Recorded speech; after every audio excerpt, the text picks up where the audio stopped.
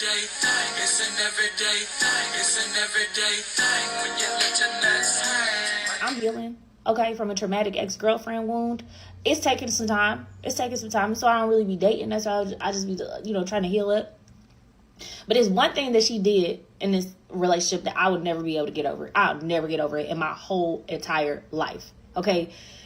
Not to mention, this was like a taken in, okay? Very vampiric in a way, energy sucking in a way. It was all about what she could get. And then when I got to a point that I had nothing left to give, and that was the dynamic of our relationship, I just had to go. Because she was just sucking up whatever little bit of life force I had left. And I'm like, I ain't got no more life for you, dog. I'm sorry. But 3 strange things would happen in the aftermath of that breakup. And we're going to talk about them today. First strange thing. I wake up the next day to a $200 Cashapp that just says, take care. I don't know what it means. What does that mean? First of all, take care is pretty clear. That's clear. What is this $200 for? What do you want me to do with it? It's a very specific amount. I was confused. But it felt like a trap. And the last thing that I had told her was, listen, I'm going to need some space right now while I figure things out. And I felt like replying to her, responding to her, reopening any doors was just going to lead to more and more and more. And I was like, no, nothing left to give. Close it. So I just declined the transaction. Second strange thing, and this happened about a week and a half later, I receive a box, okay? Anonymous box. It's got my name on it. No sender. Now, I'm sitting here thinking, don't open that box. You learned enough, you know enough to not open that box. But I did. Because I don't know enough.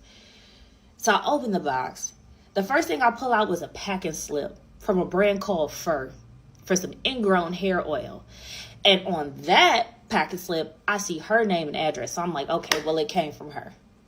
And then I look at the package inside.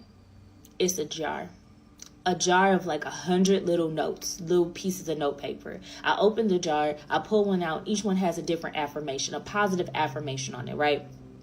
To which you might think, that's so sweet. That's so nice. That's so thoughtful. Like, she's just trying to like be there for you and be supportive. Yes, and I had given her this same gift for Valentine's Day. Okay, I done the same thing for Valentine's Day. I sat and wrote out each note individually, okay, and gave it to her. I want her to like reach in there when she's having a rough day and like pull out a note and feel better. And like, granted, you could say that she was just trying to give me the thing that I gave her, but I was so clear that the one thing that I needed right now was space. So her invading my space with these messages and unmarked packages, like it did not feel good.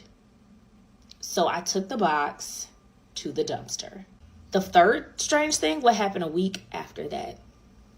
Now, one of the things that kind of kept me whole and sane throughout that whole pandemic, because I moved back to LA in 2020, okay? I started going to a yoga. There was an outdoor yoga I absolutely loved. It was every Sunday. You could go hear the birds chirping in the trees, be surrounded by beautiful Black people. And this was my sanctuary. When I tell you this was like my church. So at the entirety of our relationship, I had been trying to get my ex to come to yoga with me. And she was like, oh yeah, it's not really my thing. I'm gonna go one day. So toward the end of the relationship, she finally agrees because she wants to spend time with me. So we go to one yoga class. And mind you, this one yoga class we go to is the week before we break up. She comes with me to one yoga class.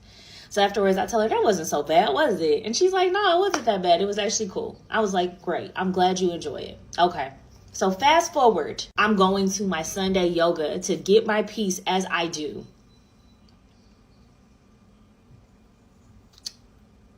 I'm walking through.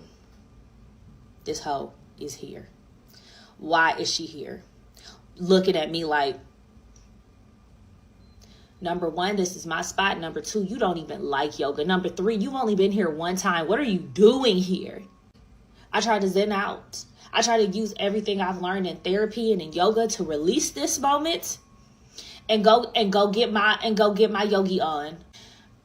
I get to yoga week 2. This bitch is here again. Looking at me like, what are you doing here? Why would an ex be here? Why would an ex be here? This time I'm with my homegirl. I said, girl, she said, Kimber, don't even look over there. Don't even be over there. Don't even pay attention. I said, how am I not supposed to pay attention? Why is she here at the yoga that I go to? Like, I don't understand. She don't even like yoga. She came with me one time. Now she's gonna be here every week. What the fuck? My homegirl said, Kimber, you gotta chill. Okay, it's gonna be okay. It's just yoga. It's just yoga. It's fine. I was like, it's not fine, actually. It's actually not fine, but I'm gonna let it go. So I go through my yoga class. I try to release it. I go all the way on the other side so I can't see her because there's a lot of people at this yoga, okay? It's big. It's like 100 people, maybe more. So the yoga ends. Get with my homegirl. Me and her about to leave. We go get a smoothie. We're having a beautiful Sunday. I turn to go look at the instructors who through this time have become my homies, okay? Because I've been coming here when they had 30 people, I was coming to their yoga, okay? I've been coming here a long time. Why do I look over and see my ex chatting them up and kikiing and dapping them up and da-da-da-da-da-da-da-da-da-da-da? I'm like, what are you doing? Why are you trying to infiltrate my yoga, my community? What the fuck? Why is this happening? Ooh, my homegirl had to hold me back. She had to hold me back. She had to hold me back because I was like, what's she trying to do? Why is she trying to do this? I said, I'm going to say something. She said, Kimber, don't say nothing. Don't say nothing. Just let it go. Just let it go. I said, I can't because what the fuck? So I walk up to her. I said, excuse me. She said, yeah, what's up? I said, are you going to be at my yoga every single week? She said, I planned on it. Why? It's a big yoga, Kimber. We can just be at opposite sides. You don't have to see me. You don't have to talk to me. But I need a place to do yoga too. I'm like, what? You don't even like yoga. You don't even like yoga. I brought you to yoga. I brought you here. I brought you here. You didn't even come until a week before we broke up. I brought you to this yoga. Matter of fact, this is not the only outdoor yoga. She's like, it's the only outdoor one with black people. I'm like, no, it's not. And if you would do the research, like I did the research to find my community, to find a place where I can go and behold it, maybe you could find a place for you, but you can't just take mine. She said, well, I talked to my therapist, and my therapist said I can go wherever I want. I said, fuck your therapist, bitch. I didn't say bitch, but I did say fuck your therapist. I was so mad. I was like, you know what? Matter of fact, you keep the yoga. I'm never coming to this. I'm never coming again. Take it. It's yours. Just take everything. Because that's what you do. Take it all. And I walked away. I never went back to that yoga. However, I did go back to her. I have regrets. This is a story for another day. But the point is, I will never and have never and will never and did never and can never forgive her for that shit. My yoga bitch. What to do, everyday people, man? It's your boy PJ. Today we back with another lit video. Back in the confessional. Yes, we stay in lit, big dog. Boy, she did got all under her skin and everything. She was like, I did not go back to that yoga studio. But I went back to her. You idiot. Oh my God. That is hilarious. I had a whole story for this one. Like, man, I don't know why they have a whole story. I was just like, damn, I couldn't imagine, like, you know.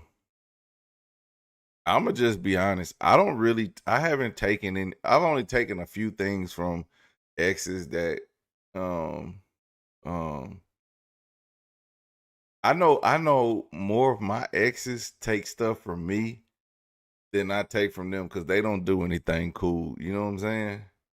Like, the only thing I can say that one ex has shown me is that nice restaurants. But They only showed me like one nice restaurant. I done been to 1,000,000 of them now, and it's just like I go to a nice restaurant, I be taking dates on them, and she be all on my Instagram. Oh, you taking girls here? Yep. I'm lying, but um, she sure do be mad. Girl, I'd have been to all of them. Capitol Grill, Roof Chris, Steak 48, Del Frisco. Um, where else I been? Vast in Oklahoma City. Um, where else I been? All of them. All of them. Jonathan on the bar in Houston. Or Jonathan on the something. Um, shoot, all of them.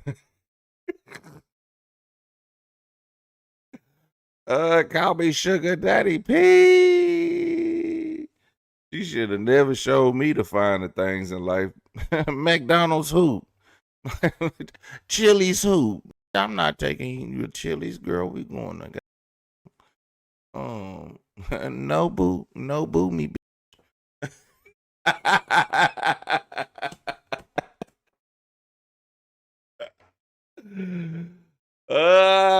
Now she sitting over there mad, scrolling my Instagram like this taking another out to eat.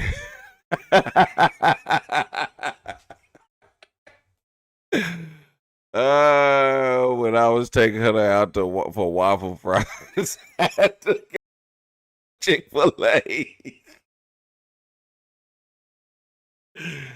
Hey. She was like, that took me to Chili's. It got me a triple dipper and happy hour drinks.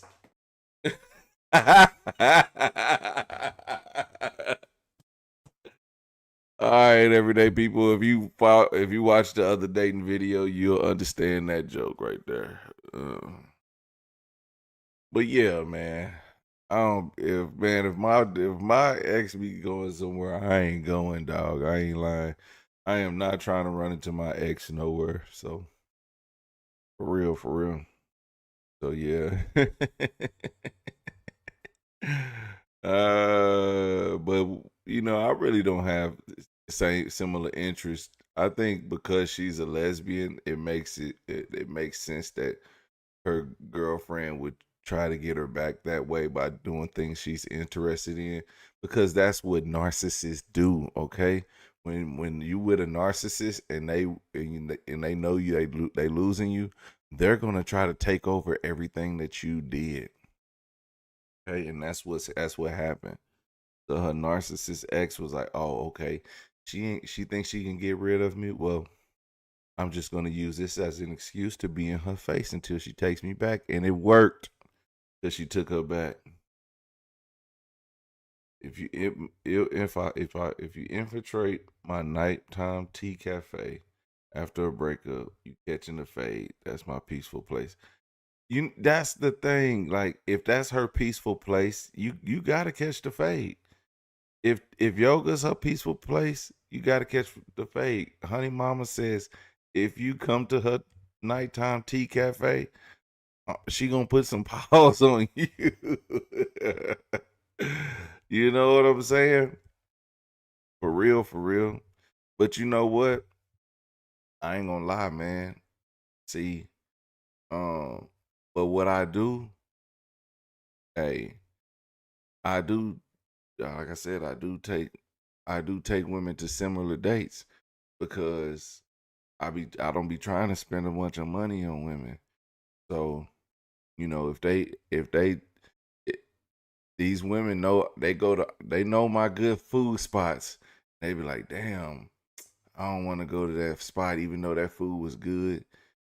'Cause he used to take me there, and but that food was so good, so I'm gonna just go. I know it because every time I talk to them, they be like, yeah, I went to so and so. Yeah, man, that food just too. I'm like, yeah, I told you that food was good. I got some spots in Oklahoma City. I even got some spots in Dallas. One time, I took this girl to this spot in Dallas. I don't want to tell y'all because y'all gonna be all up in my mix. Matter of fact, I'm gonna tell y'all. I don't even care. It's a Jamaican club called Heroes off of Summit. Man, that food so damn bomb up in that place. I don't even go to the club. I go to the club every now and then, and I sit and chill, or I sit and chill. If it's not like a busy night, I'll sit and chill and eat my food. But like if it's a club night, I'm not sitting and chilling. I'm going in, ordering my food and dipping. On a Friday, on a Saturday night, they have two people to cook. The cook that's sitting on the outside, she good than a mug. The cooks on the actual restaurant, they good too. They just okay. The one who comes and sits on the side, that food bomb. Okay, so you get that on the weekend. You get that when you can. But when you order the food, it's still you still get a lot for like $30. You can get like oxtails, um, jerk chicken, the rice and peas, and the cabbage, and something else, and then some rum punch. You know what I'm saying? Get you one or two of those, and you done. Woo! Okay, that's a spot, right?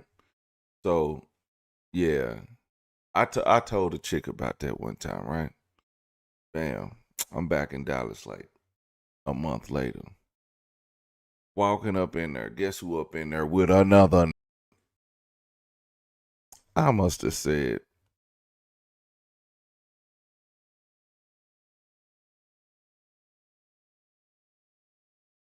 I ain't do nothing because it didn't. I didn't say nothing to do nothing. It didn't matter. But you know, y'all know where I wanted to go with that.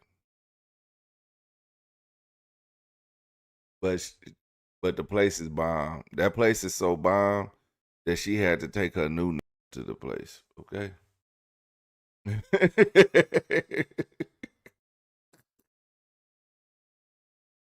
That's funny, man. But I wasn't tripping though, cause she was, I got mine.